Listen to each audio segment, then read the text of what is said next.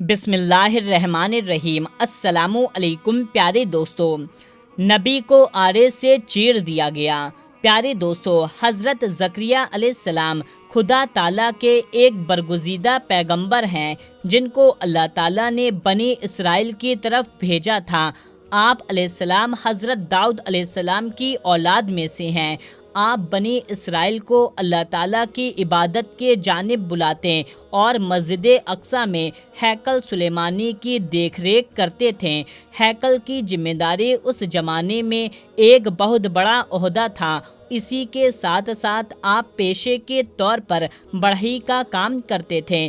حضرت زکریا علیہ السلام ہی نے حضرت مریم کی تربیت کی تھی، کیونکہ حضرت زکریا علیہ السلام کی بیوی مریم علیہ السلام کی خالہ تھیں۔ جب مریم بڑی ہو گئیں تو حضرت زکریا علیہ السلام نے ہیکل کے پاس ایک حجرہ ان کی عبادت کے لیے خاص کر دیا۔ حضرت زکریا علیہ السلام جب ان کے حجرے میں داخل ہوتے تو طرح طرح کے پھل دیکھ کر کے ان سے پوچھتے، اے مریم، یہ کہاں سے آئے؟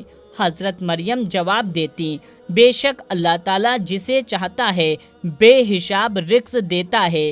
حضرت زکریا علیہ السلام کے یہاں کوئی اولاد نہ تھی۔ ان کی عمر مبارک 70 سال سے زیادہ ہو چکی تھی۔ ان کی بیوی بھی بانجھ تھی۔ ان کو اس کی بڑی فکر رہتی تھی کہ ان کے بعد کون بنی اسرائیل کی رہنمائی کرے گا۔ ان کو اپنے رشتہ داروں میں سے اس قابل کوئی نہیں نظر آتا تھا جو ان کا جانشین بن سکے۔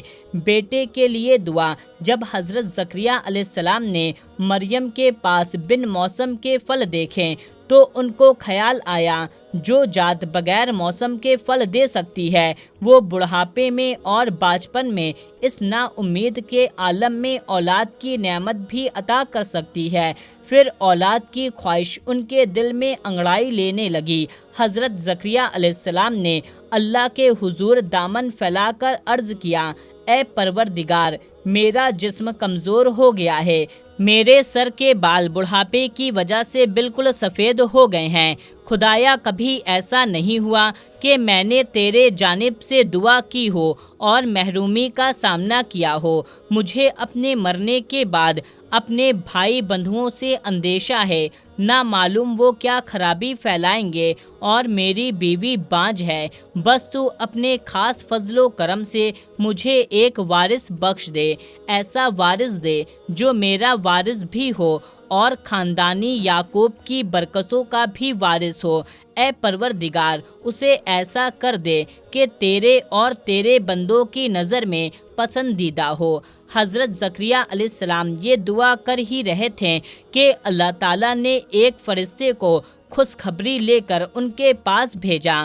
فرشتے نے آ کر بشارت سنائی، کہا، اے زکریا علیہ السلام، ہم تجھے ایک لڑکے کی پیدائش کی خوشخبری دیتے ہیں، اس کا نام یحییٰ رکھا جائے۔ اس سے پہلے ہم نے کسی کے لیے یہ نام نہیں رکھا۔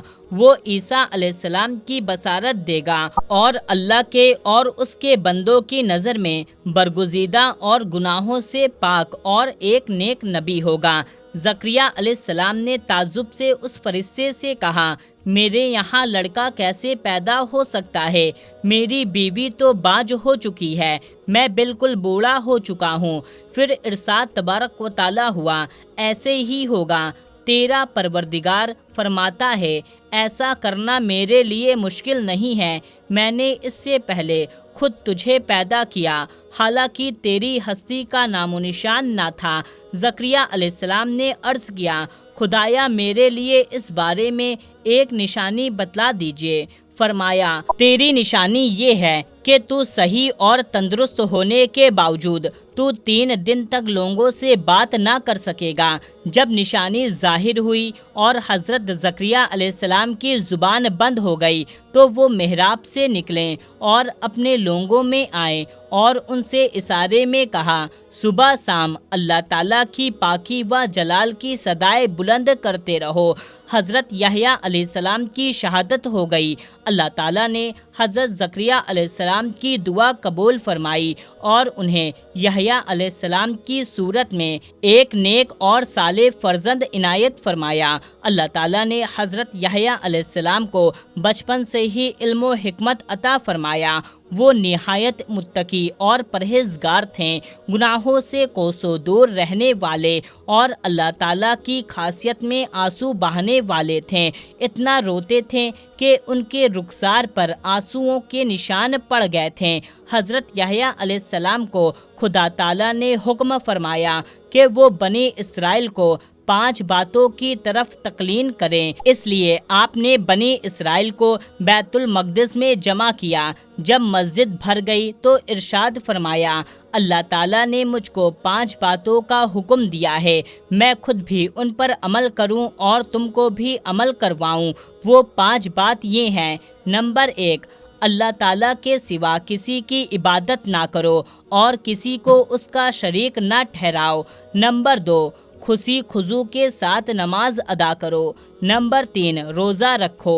نمبر 4، مال میں سے صدقہ نکالو۔ نمبر 5، دن رات میں کثرت سے اللہ تعالیٰ کا ذکر کیا کرو۔ جب یحییٰ علیہ السلام نے تبدیل کا کام کیا اور لوگوں کو حضرت عیسیٰ علیہ السلام کی آمد کی بشارت دینے لگے تو یہودی ان کی دعوت سے آگ ببولا ہو گئے اور سازش کر کے ان کو شہید کر دیا۔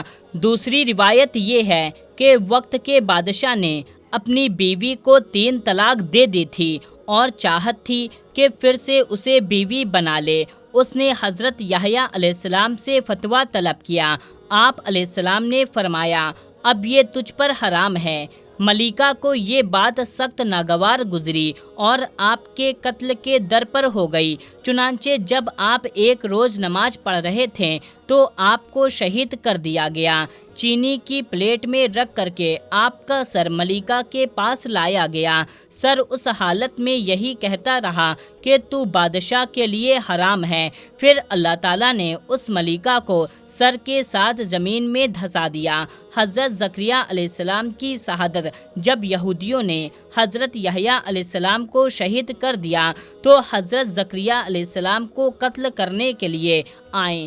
آپ علیہ السلام جنگل کی طرف بھاگیں تاکہ ان کے سر سے بچ سکیں۔ جنگل میں ایک درخت نے آپ کو دروازے کھول کر بلایا۔ جب آپ قریب پہنچے تو وہ درخت پھٹ گیا اور آپ اس میں چھپ گئے، مگر شیطان نے آپ کی چادر کا ایک حصہ پکڑ کر درخت کے باہر کھینچ لیا۔ جب یہودی جنگل میں آئے اور دیکھا کہ حضرت زکریا علیہ السلام درخت میں چھپے ہوئے ہیں تو اس پر آرا چلا دیا اور اس طرح سے ایک نبی کے قتل کا گناہ اپنے سر لے لیا۔ اللہ تعالیٰ کا ارشاد ہے، جو لوگ انکار کرتے ہیں اللہ تعالیٰ کے حکموں کا اور ناحق پیغمبروں کا قتل کرتے ہیں اور نبیوں کے سوا جو لوگ ان کو انصاف کرنے کا حکم کرتے ہیں ان کو بھی قتل کرتے ہیں تو ان کو دردناک عذاب کی خوشخبری سنا دو۔ پیارے دوستو، اگر آپ کو ویڈیو پسند آئی ہے تو آپ اس ویڈیو کو ایک لائک ضرور کریں اور اس ویڈیو کو زیادہ سے زیادہ لوگوں میں شیئر کر دیں۔ ملتے ہیں تب تک کے لیے، اللہ حافظ۔